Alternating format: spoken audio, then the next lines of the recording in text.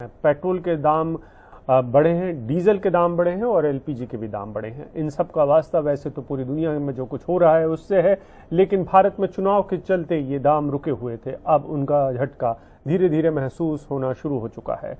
सबसे बड़ी मार रसोई गैस की कही जा सकती है। 50 रुपए एक साथ बढ़ गए। पेट्रोल डीजल के दाम धीरे धीरे बढ़ेंगे, लेकिन फिलहाल तो 80 पैसा है जो दाम बढ़ाए गए हैं। 137 दिन बाद ये बढ़ोतरी शुरू हुई है, लेकिन ये कहाँ जाकर रुकेगी इसको लेकर बहुत कुछ कहना मुश्किल है, बावजूद इसके कि भारत ने रूस से तेल के मामले में कुछ डील की है।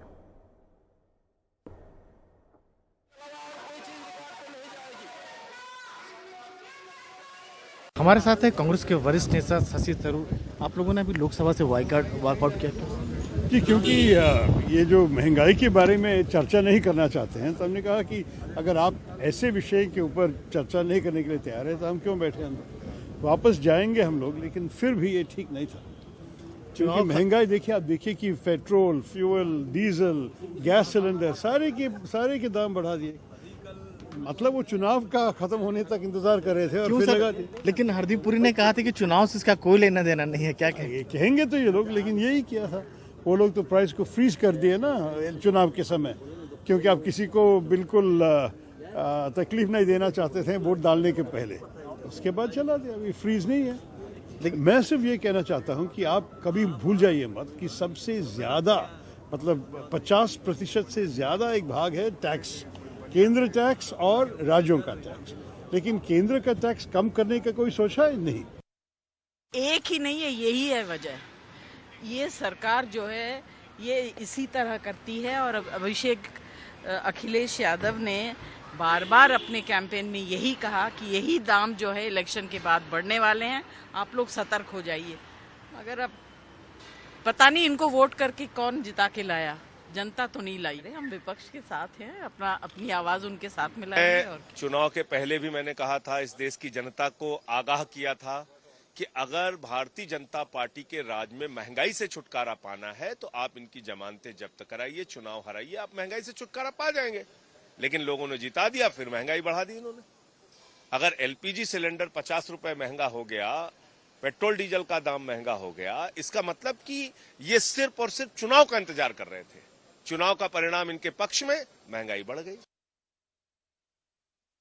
और अब देख लीजिए पेट्रोल डीजल के दाम किस तरीके से बढ़े हुए हैं। सबसे ज़्यादा मार वैसे मुंबई में महसूस होती है, जहां पर सबसे ज़्यादा दाम रहते हैं। पेट्रोलियम कंपनियों ने आज जो दाम बढ़ाए हैं 80-80 पैसे दोनों के बढ़ाए हैं। पेट्रोल और डीजल के, रसोई गैस के भी दाम बढ़े हैं 50 रुपये, जैसा आपने सुना। 4 नवंबर 2021 को आखिरी बार दाम बढ़े हुए थे, पहली बार बढ़ोतरी हुई थी। और दिल्ली में डीजल अब 87 रुपये 47 पैसे प्रति लीटर है। दिल्ली में पेट्रोल अब 96 रुपये 21 पैसे प्रति लीटर हो चुका है। और पेट्रोल डीजल के जो दाम हैं, पेट्रोल भोपाल, जयपुर, पटना, कोलकाता, चेन्नई और बेंगलुरु में अब 100 के पार है। मुंबई में पेट्रोल अब 110 के पार पहुंच चुका है और डीजल 95 रुपये है।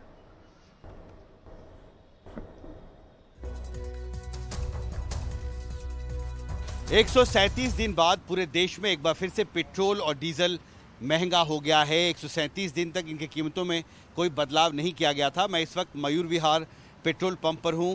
कैसे देखते हैं इस फैसले को तेल कंपनी? सही है। पेट्रोल हाँ महंगा हो गया। अब क्या करें, मजबूरी में तो भरवाना ही पड़ेगा। ये आपका शुभ नाम? तुषार। तुषार, आज से आपको पता होगा पेट्रोल महंगा हो गया है। जी हाँ, पता लगा है, पर डलाना तो पड़ेगा गाड़ी को, तभी चल सकती है। क्या कर सकते हैं। हाँ। काम है तो काम के लिए तो गाड़ी नहीं चलेगी। काम में तो कितना पर डे कितना आपको इस्तेमाल करना पड़ता है पेट्रोल? मेरा 300-350 का पेट्रोल डलाता हूँ, 3 दिन चलता है मेरा। 3 दिन चलता है। और इस टाइम तो पता नहीं कम ही चलेगी, जब गाड़ी में उतना ही पेट्रोल डलना, 3 लीटर पेट्रोल आएगा। आपका शुभ नाम? अफसार। ये बताइए, आज पेट्रोल आपने सुना होगा आज महंगा हो गया है, तो कितना असर पड़ेगा आपके बजट पर? बहुत असर पड़ रहा है बजट पर, काफ़ी असर पड़ा। मतलब जहाँ पहले 100 रुपये में होता था, अब 150 रुपये डलवाना पड़ रहा है पेट्रोल। तो महंगाई तो बढ़ी रही है। महंगाई बढ़ गई है अभी, तो बीच में राहत थी, 137 दिन तक कोई कीमत में बदलाव नहीं हुआ। वो तो इलेक्शन के चक्कर में हुआ था। अच्छा। इलेक्शन था इसलिए कम था, अब इलेक्शन हो गया बढ़ा दिया रेट। आप क्या काम करते हैं रामा? मार्केटिंग का काम करते हैं। मार्केटिंग का हाँ काम, जी। यानी एक दिन में आपका बहुत ट्रैवल होता है? हाँ जी, हाँ जी, हाँ जी। हाँ? तो एक दिन में कितना खपत होता है पेट्रोल का? हम कम से कम 500 रुपये लीटर 500 पेट्रोल डाल देते हैं। 500। जो डेली अगर आज जैसे फिर से पुरानी व्यवस्था शुरू हो रही है, ऐसा लगता है कि जो हर दिन कीमतें बदलती थी, तो तेल कंपनियों की तरफ से कहा जा रहा है अंतर्राष्ट्रीय बाजार में कच्चा तेल महंगा हो गया, इसलिए कीमत बढ़ाना पड़ेगा। भाई सरकार ऐसा है, जब सरकार महंगा खरीदेगी तो महंगा देगी, अपने घर से सरकार नहीं देगी। तो ये आपको लगता है कि टैक्स में अगर कटौती की जाए जो पेट्रोल डीजल पे लगता है तो थोड़ा राहत मिल सकता है? भाई सरकार के ऊपर बोझ पड़ेगा, टैक्स में कटौती होगा, सरकार के ऊपर बोझ पड़ेगा, वो सरकार के ऊपर बोझ पड़ेगा, पब्लिक के ऊपर बोझ पड़ेगी। वो तो ऑटोमेटिक वही चीज़ आके आती है ना, घूम फिर के वहीं आएगा। तो सरकार अपने घर से नहीं देगी, सरकार हमसे ही लेकर के सरकार हमको देगी। पिछले साल 4 नवंबर को जब देश में पेट्रोल और डीजल की कीमतों में बदलाव किया गया था, उस दिन अंतर्राष्ट्रीय तेल बाजार में कच्चे तेल की कीमत करीब $82 प्रति बैरल थी, जो आज बढ़कर 118 से $119 प्रति बैरल तक पहुंच गई है। यानी पिछले 137 दिन में करीब 45% महंगी। और इसकी सबसे बड़ी वजह यूक्रेन में जारी युद्ध है, जिस वजह से अंतर्राष्ट्रीय तेल बाजार में कच्चे तेल की कीमतों में उथल पुथल बढ़ती जा रही है। और आने वाले दिनों में अगर कच्चा तेल और महंगा हुआ तो इसका सीधा असर भारत में पेट्रोल और डीजल की कीमतों पर पड़ेगा। मयूर विहार से मेरे कैमरा सहयोगी शशिकांत झा के साथ हिमांशु शेखर, एनडीटीवी इंडिया। और डीजल की कीमतें बढ़ने से जो ट्रक के चालक हैं और ट्रक के मालिक वो दोनों नाखुश हैं, क्योंकि बढ़ते हुए डीजल की कीमतों के चलते बहुत सारे ट्रक ट्रांसपोर्टर्स ने बंद भी कर दिए हैं। तेल के दाम बढ़ने का असर अगर सबसे ज्यादा कोई सेक्टर पे पड़ता है तो वो है ये सेक्टर, ट्रांसपोर्ट इंडस्ट्री, जहां लाखों ट्रक देश में चलते हैं और ये सारे ट्रक्स शहर के, देश के कोने कोने से सामान लेके दूसरे जगह पहुंचाते हैं। लेकिन ये सारे ट्रक्स डीजल पे चलते हैं और जितने बार डीजल के प्राइस बढ़ते हैं, इन पर और मुश्किलें आ जाते हैं। हमारे साथ जो ट्रकिंग इंडस्ट्री के लोग हैं, ड्राइवर्स हैं, सब है इस वक्त। सर, आज फिर से आपको पता है कि देश में डीजल के जो प्राइस है वो बढ़ गया है। ट्रकिंग इंडस्ट्री पिछले 2 सालों से आप कह रहे हैं पैंडेमिक की वजह से ऑलरेडी बहुत मुश्किलों का सामना कर रहे थे। अब क्या असर है इस पे ये प्राइस बढ़ने का? सर, डीजल का भाव बढ़ेगा, हमें तो तकलीफ होती है, साथ में और भी प्रोडक्ट के भाव बढ़ जाते हैं डीजल की वजह से। टायर महंगा हो जाता है, स्पेयर पार्ट महंगा हो जाता है। हमारी ये परिस्थिति होगी कि हम आगे गाड़ी चला नहीं पाएंगे। अगर हमारी गाड़ी नहीं चलेगी तो लोगों के ऊपर भी फ़र्क पड़ेगा।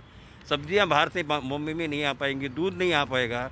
गवर्नमेंट को इस बारे में सोचना चाहिए कि हमको कुछ राहत दे, डीजल का भाव नहीं बढ़ाए। हमारा मार्जिन जरा भी नहीं, हम जेब से अपना पैसा डाल के गाड़ियाँ चला रहे हैं। सर, आप कह रहे थे आप खुद ही अपना ट्रक चलाते हैं, आपका नाम बताइए, कहाँ कौन सी गाड़ी आपकी कौन सी रूट पे चलती है? और इंडिया चलती है। एक बताइए आपका नाम। नियाज अहमद।